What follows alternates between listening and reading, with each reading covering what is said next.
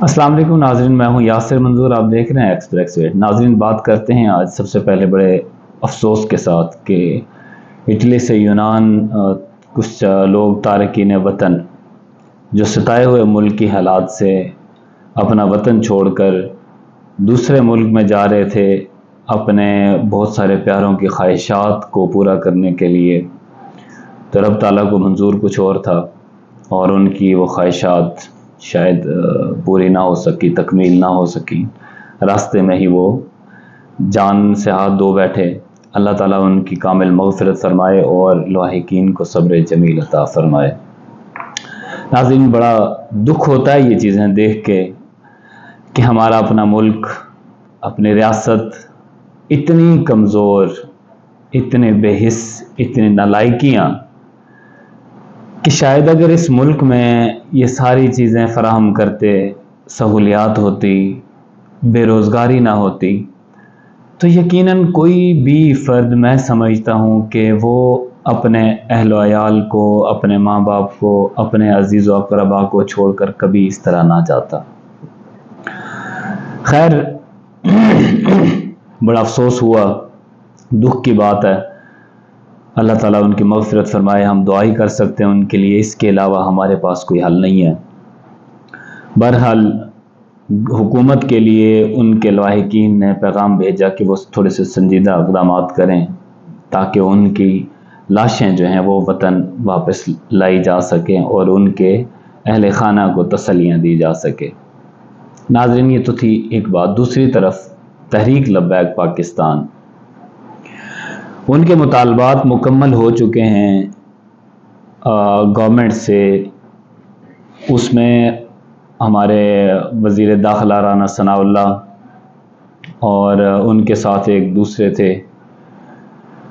اب یہ مذاکرات تو ہو گئے، مذاکرات میں بڑی اچھی چیزیں تھیں ساری۔ ان میں سے بڑی خوشی ہوئی مجھے اس بات کی سر فہرست کہ انہوں نے گستاخانہ مواد جتنا بھی ہے اور یہ غیر مہذب مواد جتنا بھی سوشل میڈیا پہ ہے، اس کے لیے فلٹریشن کا مطالبہ کیا تھا۔ اور اس سے بڑھ کے اگلی جو چیز تھی وہ مزید ایک خوشی کی لہر ہمارے دلوں میں دوڑی کہ جس پر پچھلے عرصے، جیسا کہ آپ سب جانتے ہیں کہ ایک ٹاپ ٹرینڈ رہا پاکستان کا عافیہ صدیقی کی رہائی کے حوالے سے، اس میں ان کا یہ مطالبہ بھی موجود تھا اس معاہدے میں۔ اب اس پر وفاقی وزیر جو تھے، وزیر داخلہ رانا ثناء اللہ صاحب، انہوں نے یقین دہانی کروائی کہ ہم انشاءاللہ ان کو خط لکھیں گے 3 ورکنگ ڈیز میں۔ اب دیکھیں کہ کیا ہوتا ہے۔ اور تحریک لبیک اپنے معاہدے کے مطابق جو ان کے ساتھ ہوا، انہوں نے سرائے عالمگیر پر ہی اپنے احتجاج کو اختتام کیا اور سعد رضوی صاحب نے یہ اعلان کیا ہے کہ ہم یہاں سے واپس گھروں کو لوٹ کر نہیں جائیں گے۔ ان کا کہنا تھا کہ ہم یہاں سے واپس مرکز جائیں گے، مزار قائد ان امیر المجاہدین مولانا خادم حسین رضوی کے مزار پر۔ اب مزار پر جا کر 4 دن ہم نے وہاں انتظار کرنا ہے اور انتظار کے بعد ہم دیکھیں گے کہ مطالبات پر عمل درآمد اگر ہو گیا تو ٹھیک، نہیں تو بصورت دیگر آپ جانتے ہیں کہ ہم دوبارہ چل پڑیں گے۔ اور یہ کوئی بڑی بعید نہیں ہے اس میں کہ وہ نہیں نکلیں گے۔ آپ لوگوں نے دیکھا، اچھی طرح دیکھا، بلکہ سمجھا بھی اس وقت حکومت کی۔ میں سمجھتا ہوں کہ یہ شاید تحریک لبیک پاکستان کا پہلا ایسا مارچ تھا جو بغیر کسی نقصان کے معاہدہ جس میں ہوا۔ اس سے قبل جتنے بھی ان کے مارچ ہوتے تھے، یہ ایسی مظلوم سیاسی جماعت رہی ہے کہ اس کو ہمیشہ جانوں کے نذرانے پیش کرنے پڑے۔ لیکن اس دفعہ اچھی چیز ہے یہ۔ لیکن پھر اس میں ایک چیز یہ بھی دیکھی کہ رانا ثناء اللہ صاحب وہ جب پریس کانفرنس کر رہے تھے تو پریس کانفرنس کے دوران انہوں نے ایک بات کہی جس پہ میں بڑا حیران ہوا کہ اسلامی ریاست کے اندر، ریاست پاکستان، اس میں جو آپ کے وزیر داخلہ ہیں، حکمران ہیں، وہ یہ کہتے ہیں کہ یہ تحریک لبیک والے ناموس رسالت کے ٹھیکیدار بھی ہیں، چوکیدار بھی ہیں۔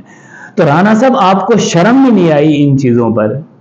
آپ کو یہ کہتے ہوئے ذرا سا بھی احساس نہیں ہوا کہ ایک جماعت برسوں سے وہ لاشیں اٹھا رہی ہے اس ملک میں، وہ چوکیدار بھی ہے، وہ سارے معاملات نپٹا رہی ہے، لیکن آپ کو اسلامی ریاست میں، اسلامی جمہوریہ پاکستان کے اندر یہ مطالبات آپ کے پاس لے کے کیوں آنے پڑے ان کو؟ کیا آپ نے کلمہ نہیں پڑھا ہوا؟ آپ اس ریاست میں ایز اے باعث مسلمان آپ نے حلف نہیں لیا ہوا کہ یہ آپ کی ذمہ داریاں نہیں بنتی تھی؟ عافیہ صدیقی کا مسئلہ اتنے عروج پر رہا، اس کے باوجود آپ نے اس کو اتنا سنجیدہ ہی نہیں لیا کہ ایک جماعت کو جو پاکستان کی تیسری بڑی جماعت، سیاسی جماعت ہے، اس کو سڑکوں پر نکلنا پڑا اور پھر جا کے آپ نے اس مسئلے کو سنجیدہ لیا۔ شرم کے مقام ہوتے ہیں یہ، آپ کو افسوس آج ہو رہا ہے، تو اس سے پہلے اقدامات کیوں نہیں کیے؟ اس جماعت کو کیوں نکلنا پڑا؟ خیر اچھا کیا آپ نے یہ مطالبات پورے کر لیے، ورنہ جانتے تو ہیں آپ اس تحریک کو بھی، اس کے شروع سے اب تک ماضی کو بھی اچھی طرح، اسی طرح پہلے بھی آپ نے غلطی کی تھی جس میں پھر آپ کو اچھی طرح اندازہ ہے، اس وقت بھی آپ کی گورنمنٹ تھی، کیا ہوا تھا فیض آباد میں۔ لیکن امید کرتا ہوں کہ آپ نے جو معاہدے کیے ان پر عمل درآمد کریں گے۔ اگر عمل درآمد نہ ہوا تو آپ بخوبی جانتے ہیں کہ یہ تحریک جو ہے، تحریک لبیک پاکستان، یہ کسی بھی صورت، کسی بھی قیمت پیچھے ہٹنے والی نہیں ہے۔ آپ اندازہ لگا لیں کہ جس تحریک کا سربراہ خود سے اگلی لائنوں میں آ کے کھڑا ہو، وہ اپنا سینہ پیش کرے گولیوں کے سامنے، اس کو اس چیز کی فکر نہ ہو، ڈر نہ ہو، آپ کیسے اس جماعت کو روکیں گے؟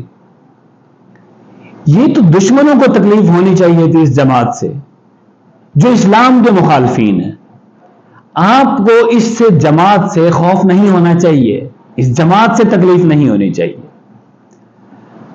آج علامہ صاحب رضوی صاحب کا وہ ایک بیان میں وہ کہہ رہے تھے کہ بے شک کریڈٹ تم لے لینا مگر عافیہ صدیقی کو وطن واپس لاؤ۔ بھائی 100% یہ بہترین مشورہ دیا سعد رضوی صاحب نے آپ کو۔ اگر اس وقت آپ اس مسئلے پر سٹینڈ لیتے ہیں اور عافیہ صدیقی وطن واپس آ جاتی ہے، یقین جانیں کہ یہ قوم، پوری قوم آپ کا احسان مند رہے گی۔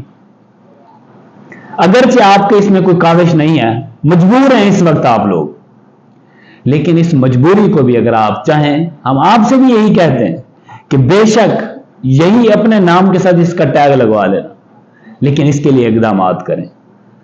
یہ چیزیں ضروری ہیں ملک میں۔ پھر اس میں دوسری چیز، تحریک لبیک کا مطالبہ یہ بھی تھا آپ سے کہ جوں جوں عالمی مارکیٹ میں پیٹرول کی قیمتیں کم ہوتی ہیں، مہنگائی عروج پہ جا رہی ہے، اس کو کنٹرول کریں۔ تو اب دیکھتے ہیں کہ آپ کو ان تمام چیزوں کو عمل درآمد کرنے میں کتنا وقت لگے گا اور وہ کتنے وقت تک انتظار کرتے ہیں۔ تو امید ہے کہ انشاءاللہ اللہ تعالیٰ اس ملک پاکستان میں خیر عطا فرمائے گا، اور امید ہے کہ آپ بھی ان چیزوں کو سنجیدہ لیں گے، اس ملک کے ساتھ وفاداری خلوص نبھائیں گے۔ اللہ حافظ۔